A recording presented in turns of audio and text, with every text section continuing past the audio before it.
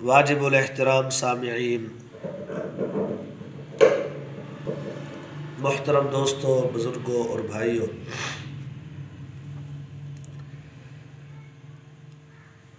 ये रजबुल मुरज्जब का इंतहाई मोहतरम और मुक़द्दस महीना है।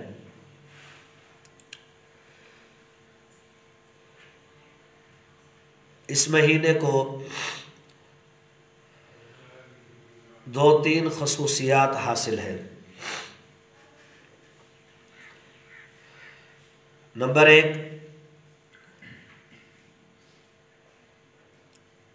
कि रजबुल मुरज्जब का जब चाँद नज़र आता तो हुज़ूर अक़दस सल्लल्लाहु अलैहि वसल्लम एक दुआ का एहतिमाम फरमाते थे और उसके ज़रिए इस रजबुल मुरज्जब के महीने की भी अज़मत समझ आती है और दूसरा उस दुआ से आप सल्लल्लाहु अलैहि वसल्लम का रमज़ान मुबारक का इस्तक़बाल करना भी समझ आता है।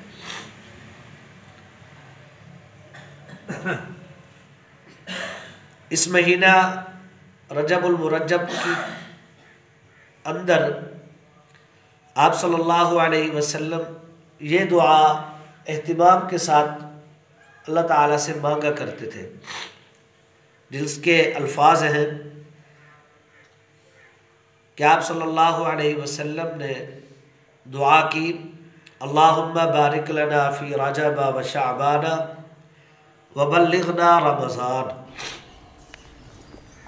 अब इस दुआ से आप सल्लल्लाहु अलैहि वसल्लम ने एक तो रजब की अज़मत और तक़द्दुस को बयान किया और दूसरा आप सल्लल्लाहु अलैहि वसल्लम ने उम्मत को ये सबक दिया कि रमज़ानुल मुबारक का महीना इतनी बरकत और रहमत वाला महीना है कि इसकी तैयारी और इस्तक़बाल के लिए इंसान को 2 महीने पहले तैयार हो जाना चाहिए।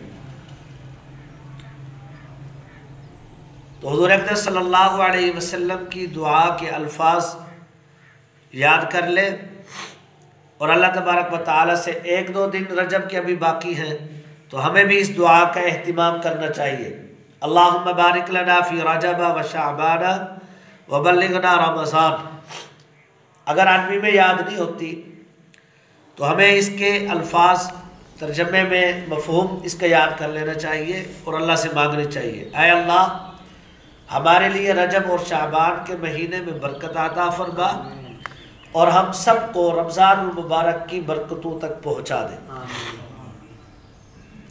अब इससे ये भी समझ आता है कि रजब का महीना बरकत वाला है, अज़मत वाला है, एहतराम वाला है और दूसरा ये समझ आता है कि आप सल्लल्लाहु अलैहि वसल्लम रमज़ान मुबारक का पहले से इस्तक़बाल फरमाया करते थे।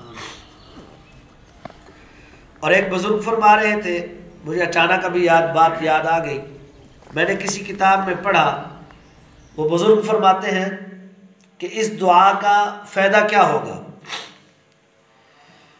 एक तो आप सल्लल्लाहु अलैहि वसल्लम की सुन्नत है कि आप सल्लल्लाहु अलैहि वसल्लम इस दुआ का एहतिमाम फरमाया करते थे।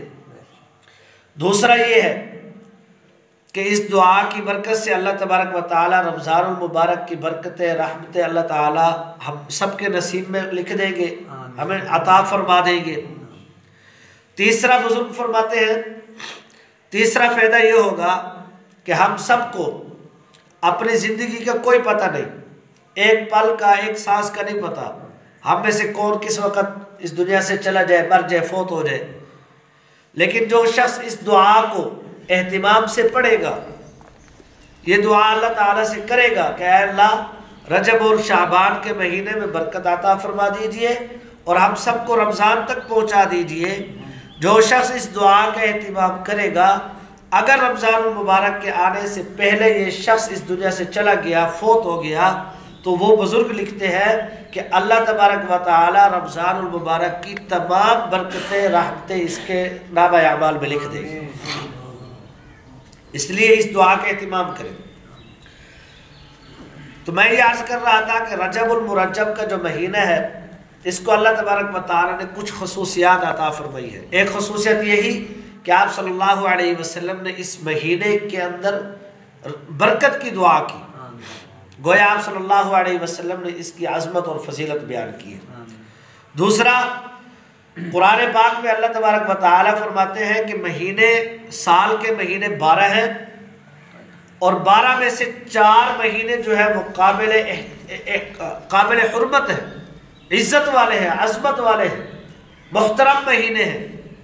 और वो महीने जो है वो 4 महीने, उनके अंदर एक रजबुल मुरज्जब का महीना भी है जिसकी फजीलत और हुर्मत और इज़्ज़त अल्लाह तबारक व तआला ने कुरान में बयान की है।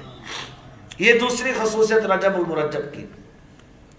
और तीसरी चीज़ जो है, जो इस रजबुल मुरज्जब के महीने को खसूसियत हासिल है, वो मशहूर रिवायात के मुताबिक वो हुज़ूर अक़दस सल्लल्लाहु अलैहि वसल्लम का इसी महीने के अंदर मेराज का सफ़र है। पहले ये बात ज़हन नशीन कर ले कि मेराज के सफ़र की हमारे यहाँ अमूमी तौर पर यह जहन बन गया है कि मेराज की रात जो है वो 27 रजब की रात है। लेकिन जहन नशीन कर ले, जहन को अच्छी तरह साफ कर ले कि रजबुल मुरज्जब की 27 की जो रात है, उस रात के अंदर आप सल्लल्लाहु अलैहि वसल्लम का सफ़र मेराज को यकीनी और हतमी फैसला नहीं है। इस बारे में उलमाए किराम, हत्ता के सहाबाए किराम के अंदर भी तारीख़ के हवाले से, मेराज के सफ़र की तारीख़ के हवाले से शदीद इख्तिलाफ पाया जाता है। बाज़ हज़रात ये कहते हैं, अब उस इख्तिलाफ को मैं खोल कर बयान नहीं कर सकता, वक़्त नहीं है, इतनी ज़बान से नशीन कर ले कि 27 रजब की रात जो है वो हतमी और यकीनी नहीं है। बाज़ हज़रात ये कहते हैं कि रबीउल अव्वल के महीने में, बाज़ कहते हैं रबीउल आखिर के महीने में, रबीउल सानी के महीने में मेराज हुआ। बाज़ हज़रात कहते हैं कि रमज़ानुल मुबारक में मेराज हुआ। बाज़ हज़रात ये कहते हैं कि शव्वालुल मुकर्रम के महीने में, और महीने के एतबार से 5वां कौल ये है कि रजबुल मुरज्जब के महीने में। इसी तरह तारीख़ है कि किस तारीख़ को हुआ, महीने की किस तारीख़ को, उसके हवाले से भी बड़े शदीद इख्तिलाफ है। इसलिए अगर किसी शख्स के जहन में ये बात है कि 27 रजब की रात को मेराज हुआ, ये बात अपने जहन से निकाल दे, कोई यकीनी और हतमी फैसला नहीं है। हाँ, उलमाए किराम के अंदर मशहूर यही है, अक्सर उलमा की राय यही है कि आप सल्लल्लाहु अलैहि वसल्लम को जिस रात मेराज हुआ वो 27 रजब की रात थी। तो रजबुल मुरज्जब को तीसरी खसूसियत ये भी हासिल है कि इसकी एक रात के अंदर, यानी 27 रजब की रात के अंदर आप सल्लल्लाहु अलैहि वसल्लम को मेराज कराया गया। आप सल्लल्लाहु अलैहि वसल्लम को आसमानों की, जन्नत जहन्नम की सैर कराई गई। और वाक़या मेराज तकरीबन हर साल बितफसील उसके मुख्तलिफ जो मरहले हैं वो बितफसील आप हज़रात के सामने हम अर्ज़ करते रहते हैं।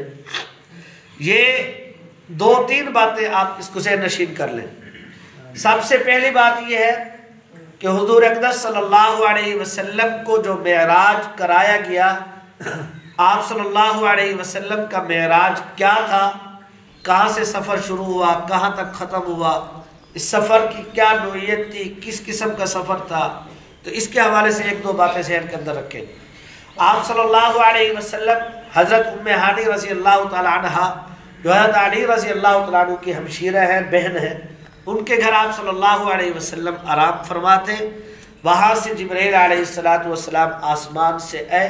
रिवायात में आते हैं कि आप सल्लल्लाहु अलैहि वसल्लम आराम फरमाते, तो आप सल्लल्लाहु अलैहि वसल्लम के पास जब जिब्रील अलैहिस्सलातु वस्सलाम तशरीफ़ लाए तो आप सल्लल्लाहु अलैहि वसल्लम को उन्होंने बेदार किया, जगाया, और आप सल्लल्लाहु अलैहि वसल्लम को मक्का खाना काबा के करीब लेकर गए और आप सल्लल्लाहु अलैहि वसल्लम के सीना मुबारक को चाक किया, शक्क़े सदर जिसे कहते हैं। आप सल्लल्लाहु अलैहि वसल्लम के दिल को निकाला गया और अनवारात के ज़रिए आप सल्लल्लाहु अलैहि वसल्लम के दिल मुबारक को, कल्ब अतहर को उन्होंने साफ़ किया, पाक किया, धोया, और उसके अंदर नूर और ईमान और हिकमत को भर दिया।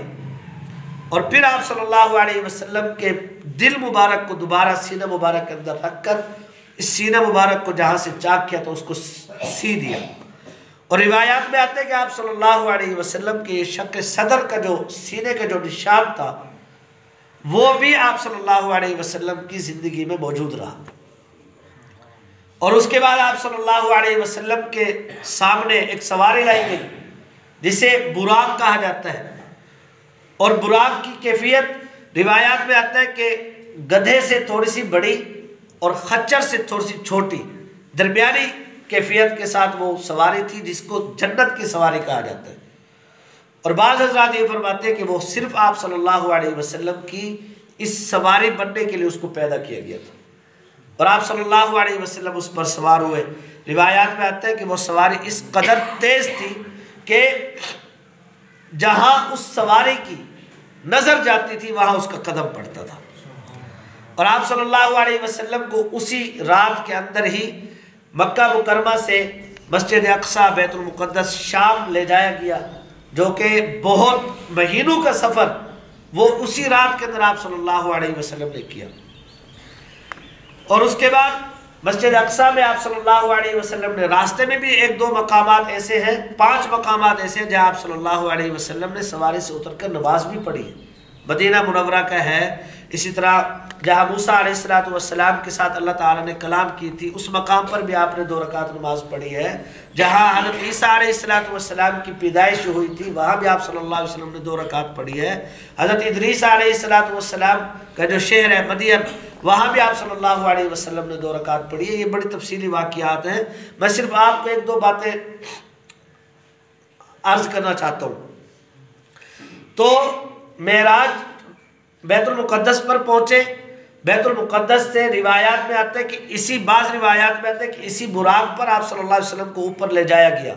और अक्सर रिवायात उलमा ये फरमाते हैं कि आप सल्लल्लाहु अलैहि वसल्लम के लिए आसमान से सीढ़ी लाई गई जिसके ऊपर आप सल्लल्लाहु अलैहि वसल्लम चढ़ते गए और आसमानों का सफ़र किया और जन्नत जहन्नम का नज़ारा किया। एक बात तो ये है।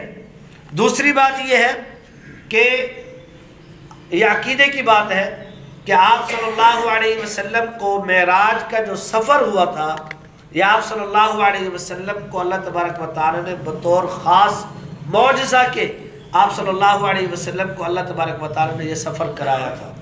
इसलिए आप सल्लल्लाहु अलैहि वसल्लम का जब ये मौजज़ा है तो जब आप सल्लल्लाहु अलैहि वसल्लम को बतौर मौजज़ा के ये सफ़र कराया गया तो उसके अंदर उलमा यही फरमाते हैं, तमाम उलमा का मुत्तफ़िक़ा फ़ैसला यही है कि ये सफ़र एक रात के अंदर हुआ और आप सल्लल्लाहु अलैहि वसल्लम को हालत बेदारी के अंदर ये सफ़र कराया गया। बाज़ मुल्हिदीन एतराज़ करते हैं कि बेदारी की हालत में इस कदर तेज़ सफ़र नहीं हो सकता। तो याद रखें, जितने भी एतराज़ात हो मेराज के वाक़े पर, जितने भी मुल्हिदीन की तरफ से एतराज़ात हों, उन सब का एक ही जवाब अल्लाह तबारक व तआला ने कुरान पाक जब इस वाक़े को बयान फरमाया तो उसके ज़रिए अल्लाह तबारक व तआला ने एक लफ्ज़ इस्तेमाल फरमाया और अल्लाह तबारक व तआला ने तमाम एतराज़ात का जवाब दे दिया। तमाम एतराज़ात का। क्यों? क्योंकि ईमान वाला ये समझता है कि अल्लाह तबारक व तआला की ज़ात इन्नल्लाह अला कुल्लि शैइन क़दीर, अल्लाह तबारक व तआला की ज़ात पाक ज़ात है। हर चीज़ पर अल्लाह तबारक व तआला को कुदरत हासिल है और अल्लाह तबारक व तआला दुनिया कायनात के निज़ाम के अंदर जो निज़ाम हम देख रहे हैं ये भी अल्लाह अपनी कुदरत से चला रहे हैं और इसके अंदर तब्दीली भी अल्लाह तबारक व तआला अपनी कुदरत से ला सकते हैं। अल्लाह तबारक व तआला कादिर ज़ात है। तो अल्लाह तबारक व तआला ने जब वाक़या मेराज को बयान फरमाया तो सबसे पहला लफ्ज़ जो अल्लाह तबारक व तआला ने इरशाद फरमाया, सुब्हानल्लज़ी अस्रा बिअब्दिही लैला। अल्लाह तबारक व तआला फरमाते हैं कि वो ज़ात पाक ज़ात है जिसने अपने बंदे को एक रात के अंदर मस्जिद हराम से मस्जिद अक्सा की सैर करें। सबसे पहले अल्लाह तबारक व तआला ने एतराज़ात का जवाब दिया कि काफिर लोग, साइंसदान लोग, जितने भी मुल्हिदीन हैं वो जितने मर्जी एतराज़ात कर ले, एक मुमिन और मुसलमान का ईमान ये है कि अल्लाह तबारक व तआला की पाक ज़ात है, अल्लाह तबारक व तआला की ज़ात कादिर मुतलक ज़ात है। और अल्लाह तबारक व तआला ने जब एक रात के अंदर इतना सारा जो है निज़ाम, एक रात के अंदर आप सल्लल्लाहु अलैहि वसल्लम को सफ़र कराया, यह अल्लाह तबारक व तआला की कुदरत के अंदर है और अल्लाह कर सकते हैं। तो ये अकीदा बना ले कि आप सल्लल्लाहु अलैहि वसल्लम का सफ़र मेराज आप सल्लल्लाहु अलैहि वसल्लम का मौजज़ा है, और आप सल्लल्लाहु अलैहि वसल्लम का सफ़र मेराज आप सल्लल्लाहु अलैहि वसल्लम की हालत बेदारी में और एक रात के कुछ लम्हे में, कुछ वक़्त में अल्लाह तबारक व तआला ने आपको ये सारा सफ़र जो है वो कराया। उसके बाद आप सल्लल्लाहु अलैहि वसल्लम ने आसमानों की सैर की, उस पर भी काफ़ी दफ़ा बात हो चुकी है। पहले आसमान पर किससे मुलाकात हुई, दूसरे आसमान से किस नबी से मुलाकात हुई, अम्बिया के साथ मुलाकातें हैं। वापसी पर आप सल्लल्लाहु अलैहि वसल्लम ने अम्बिया को नमाज पढ़ी, इस पर भी काफ़ी दफ़ा बात हो चुकी है। आप सल्लल्लाहु अलैहि वसल्लम के सामने जहन्नम को आप सल्लल्लाहु अलैहि वसल्लम को दिखाया गया। उसके हवाले से एक दो बातें मैं आप हज़रात के सामने अर्ज़ कर देता हूँ। इंशाअल्लाह कभी वक़्त होगा तो सफ़र मेराज की तफसील भी इंशाअल्लाह अर्ज़ करते रहेंगे। अल्लाह तबारक व तआला हमें आप सल्लल्लाहु अलैहि वसल्लम के जो फ़ज़ाइल हैं, आप सल्लल्लाहु अलैहि वसल्लम की जो खुसूसियात हैं, हमें दिलो जान से तस्लीम करने की अल्लाह तबारक व तआला कबूल तौफ़ीक़ अता फ़रमाए। और आप सल्लल्लाहु अलैहि वसल्लम की सच्ची मोहब्बत जो अल्लाह तबारक व तआला को आप सल्लल्लाहु अलैहि वसल्लम के साथ है। हाँ जी, किसी नबी को आप अल्लाह तबारक व तआला ने मेराज नहीं कराया, या मेराज कराया तो उनके मेराज की नौइयत मुख्तलिफ थी, लेकिन आप सल्लल्लाहु अलैहि वसल्लम को अल्लाह तबारक व तआला ने, चूँकि आपके साथ मोहब्बत थी, अल्लाह तबारक व तआला को आप महबूब है, इस वजह से अल्लाह तबारक व तआला ने आप सल्लल्लाहु अलैहि वसल्लम को ये ख़ास खसूसियत अता फरमाई, ये ख़ास मौजज़ा अता फरमाया कि अल्लाह तबारक व तआला ने जन्नत जहन्नम की सैर करे, सातों आसमानों की। और हत्ता के अक्सर हज़रात की राय यही है, सहाबा किराम में भी इसमें इख्तिलाफ है, सहाबा किराम के भी दो राय हैं। हज़रत आयशा, हज़रत अब्दुल्ला बिन अब्बास रज़ी अल्लाह तआला अन्हुम अजमाइन, इसी तरह एक दो और सहाबा भी हैं जिनकी राय ये है कि आप सल्लल्लाहु अलैहि वसल्लम ने मेराज की रात में अल्लाह तबारक व तआला की ज़ियारत नहीं की। ठीक है, ये हज़रात सहाबा किराम में इख्तिलाफ है, लेकिन अक्सर हज़रात हज़रत अब्दुल्ला बिन अब्बास रज़ी अल्लाह तआला अन्हु और इसी के साथ दूसरे हज़रात सहाबा किराम भी यही फरमाते हैं कि आप सल्लल्लाहु अलैहि वसल्लम मेराज की रात सातों आसमान से ऊपर गए, सिदरतुल मुंतहा को क्रॉस किया, अल्लाह तबारक व तआला के अर्श पर आप सल्लल्लाहु अलैहि वसल्लम पहुँचे और अल्लाह तबारक व तआला से मुलाकात की, अल्लाह तबारक व तआला की ज़ियारत की और अल्लाह तबारक व तआला से हम कलाम हुए। ये चंद बातें मैंने आप हज़रात के सामने अर्ज़ की। हदीस में आते हैं कि आप सल्लल्लाहु अलैहि वसल्लम, में एक दो बातें अर्ज़ करना चाहता हूँ कि आप सल्लल्लाहु अलैहि वसल्लम ने मेराज की रात एक कौम को देखा कि जिसके हाथ नाखून जो है वो तांबे के, और उन नाखूनों के ज़रिए वो अपने चेहरे को, अपने जिस्म को जो है छलनी कर रहे हैं, नोच रहे हैं। आप सल्लल्लाहु अलैहि वसल्लम ने जिब्राईल अलैहिस्सलाम से पूछा कि जिब्राईल ये कौन लोग हैं और इनके साथ ये मामला क्यों हो रहा है? तो जिब्राईल अलैहिस्सलाम ने अर्ज़ किया, या रसूल अल्लाह, आपकी उम्मत के ये वो लोग हैं जो दूसरे लोगों की, दूसरे मुसलमानों की ग़ीबत करते हैं, उनका गोश्त खाते हैं। मोहतरम दोस्तों बुजुर्गों, ये तफसीलात हदीस में मौजूद हैं। क्यों? ताकि हम इन गुनाहों से बाज आ जाए। आज हम देख लें हमारी हर महफिल जो है ग़ीबत से भरी पड़ी, हालांकि आप सल्लल्लाहु अलैहि वसल्लम ने इरशाद फरमाया, अल ग़ीबत व अशद्दु मिनज़ ज़िना, कि ग़ीबत करना ज़िना से भी बड़ा गुनाह है, ज़िना से भी सख्त गुनाह है। और कुरान पाक में अल्लाह तबारक व तआला ने ग़ीबत के बारे में फरमाया, वो ऐसे है गोया कि अपने भाई का खून खा रहा है, गोश्त खा रहा है, अपने मुर्दा भाई का गोश्त खा रहा है। ग़ीबत के बारे में कुरान पाक में, अहादीस में कसरत के साथ जो है उसकी ममानियत मौजूद है। हमें इस गुनाह से बचना चाहिए। और अभी आप सुन रहे हैं कि इसके अलावा भी बहुत सी कौमों को आप सल्लल्लाहु अलैहि वसल्लम ने देखा जिनको अजाब हो रहा था। रिवायात में आता है कि एक कौम ऐसी थी जिसके अंदर लोग थे, फरिश्ता जो है उनके सर के ऊपर बड़ा भारी पत्थर जो है वो उनके सर के ऊपर मारता था, जिससे उनके सर कुचल जाते थे। वो पत्थर जो है लुढ़क कर वो दूर चला जाता, फरिश्ता उसको उठाकर लाता तो उनके सर दोबारा असली हालत में वापस आ जाते। फिर दोबारा वो फरिश्ता उनके सरों के ऊपर उस पत्थर को मारता, जिसकी वजह से दोबारा ख़त्म हो जाते, कुचल जाते। आप सल्लल्लाहु अलैहि वसल्लम गमगीन हुए और पूछा, जिब्राईल ये कौन लोग हैं और इनके साथ ये हशर क्यों हो रहा है? आप हज़रत जिब्रील अलैहिस्सलाम ने अर्ज़ की, या रसूल अल्लाह, आपकी उम्मत के ये वो लोग हैं जो फ़र्ज नमाज में कुताही और गफलत करते हैं, जो नमाज नहीं पढ़ते। और कुरान पाक में अल्लाह तबारक व तआला ने नमाज पढ़ने वालों के लिए, आपको भी वो सूरत आती है कि नमाज पढ़ने वालों के लिए अल्लाह तबारक व तआला ने फरमाया कि हलाकत है, फ़वैलुल लिल मुसल्लीन, नमाज पढ़ने वालों के लिए हलाकत। क्यों? कि उनकी सिफत क्या है कि वो नमाज जब पढ़ते हैं, अल्लज़ीना हुम अन सलातिहिम साहून, अल्लाह तबारक व तआला फरमाते हैं कि वो नमाज तो पढ़ते हैं लेकिन उनकी नमाज ऐसी होती है कि वो अपनी नमाज में सुस्ती और गफलत करते हैं।